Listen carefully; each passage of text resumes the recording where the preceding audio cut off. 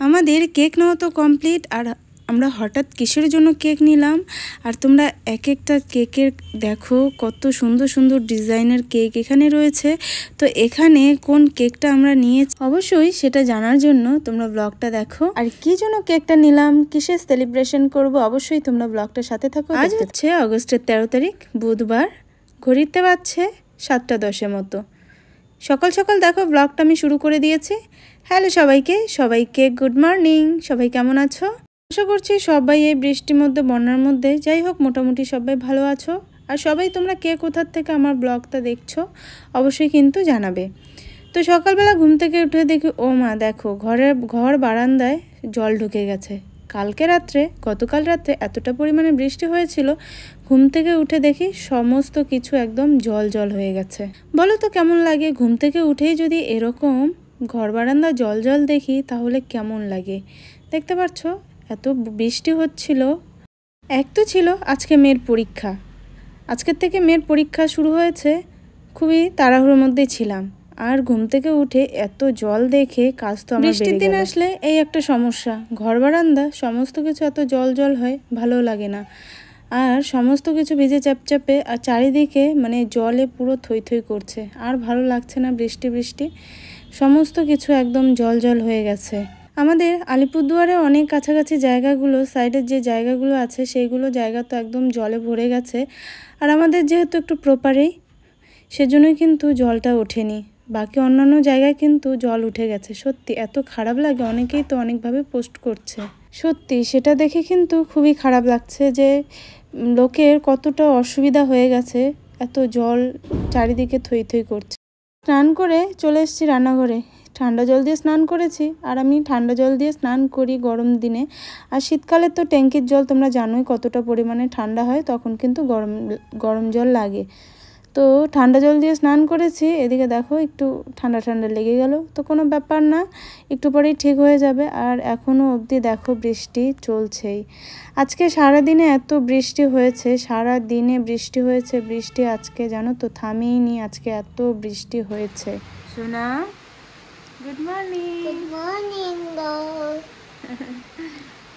আজকে কি আছে বলো তো? পড়া আছে আজকে। সোনার এক্সাম আছে। বলো কি এক্সাম? ম্যাথ। এই বৃষ্টির মধ্যে সোনাকে আজকে যেতে হবে স্কুলে। বলো বলো বৃষ্টিতে কিভাবে যাব বৃষ্টিতে? আমরা ছাতা নিয়ে টোটো করে যাব বৃষ্টিতে? যাবে না? তাহলে তোমার এক্সাম কে দেবে? আমি দেবো? শোনো কাণ্ড। তো চলো, সোনা ব্রাশ করেছে? বলো ব্রাশ করেছে, এখন একটু ফটাফট খাইয়ে নিই, 9টা বাজে। তো সোনাকে স্নান করি, এই যে দেখো এখন রেডি করাবো। ও 2 হাতে পড়েছে 2টা মোজা, পরে বেশ নাচানাচি শুরু করে দিয়েছে। এদিকে দেখো গান দিয়েছে। সোনা দুষ্টুমি করবা না, হ্যাঁ? ভেবেছিলাম যে আজকে আমি নিয়ে যাব সোনাকে, তারপর ভাবলাম যে না, দেরি হয়ে যাবে, কারণ আমি রেডি হব, তো দেরি হয়ে যাবে, সেজন্যই ওর বাবাই ওকে দিতে যাচ্ছে। খাওয়া দাওয়া শেষ করে দুপুরে রান্না করব, তো ভাবলাম চলো মাছ কাটবো।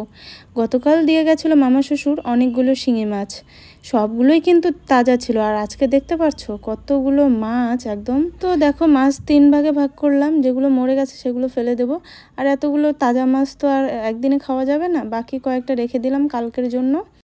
তো দেখো আজকে আমাদের রান্না হয়েছে যে শিঙি মাছ দিয়ে করেছে আলু বেগুন চচ্চড়ি, এর মধ্যে কিন্তু পেঁয়াজ আছে, আর দিয়ে করেছে আলু ভাজা, আর রয়েছে পাতলা করে মসুরির ডাল। তো এখন সোনা খাবে, আর সোনা তো আলু ভাজা পেয়ে ভীষণ খুশি, কারণ ওর আলু ভাজা খুবই ফেভারিট। हेलो गाइस, ये मैं हूँ, ये सोना है। सोना अकेली भात खा रहे हैं। তো এখানে আমি একটু হিন্দি বলছিলাম, আর আমার হিন্দি এত বাজে হিন্দি, সত্যি আমি হিন্দি বুঝি কিন্তু ওরকমভাবে বলতে পারি না। তো আমার সাথে সাথে সোনাও একটু বলছিল। সোনা তোমার ফেভারিট কি বলো তো? আলু ভাজা।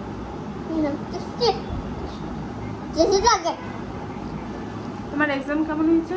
অনেক ভালো। অনেক ভালো, অনেক ভালো।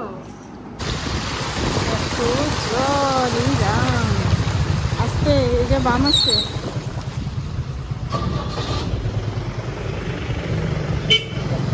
দেখি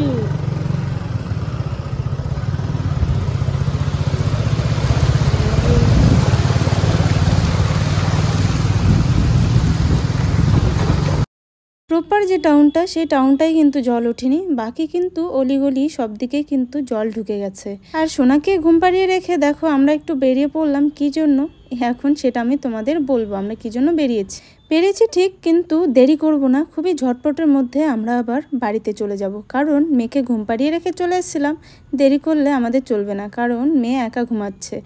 তো এখানে বিভিন্ন রকমের কেক রয়েছে, তার মধ্যে থেকে একটা সুন্দর দেখে কেক আমরা নিয়ে নেব। তো যাই হোক, তোমাদের কেকগুলো একটু দেখিয়ে দিলাম, কেমন লাগলো অবশ্যই তোমরা জানাবে কেকগুলো কেমন লাগলো। তো কেক নাও তো আমাদের কমপ্লিট, এখন চলো বাড়ির দিকে যাব। তো দেখতে পাচ্ছ এই যে দেখো কেক নিয়ে নিয়েছি, আর একটা গোলাপ ফুল নিয়ে আমরা চলে যাব বাড়িতে। তো কেন কেকটা, এই যে দেখো কি কাণ্ড, দেখতে পাচ্ছ? ঘুম পাড়িয়ে রেখে গেছিলাম, ঘুম থেকে উঠে দেখে আমি পাশে নেই। সে কি কান্না, তোমাদের আর কি বলবো। পাশে রেখে গেছিলাম ওর দাদাকে, মানে আমার বড় জায়ের ছেলেকে পাশে রেখে গেছিলাম, যেহেতু একা ঘুমাচ্ছে, ওকে তো আর একা রেখে যাওয়া যায় না, সেজন্যই আমার বড় জায়ের ছেলেকে রেখে গেছিলাম। আর পাশে দেখতে না পেয়ে সে কি পরিমাণে কান্না। তো আজকের ব্লগটা অনেকটা বড় হয়ে গেল, কেমন লাগলো অবশ্যই তোমরা কমেন্টে জানাবে। কিসের সেলিব্রেশন করলাম সেটা অবশ্যই তোমাদের শেয়ার করব, কিন্তু সেটা নেক্সট পার্টে। চলো আজকের মতো এখানেই টাটা করছি, সবাই ভালো থেকো, সুস্থ থেকো, আর ভিডিওটা দেখার জন্য সবাইকে থ্যাংক ইউ সো মাচ।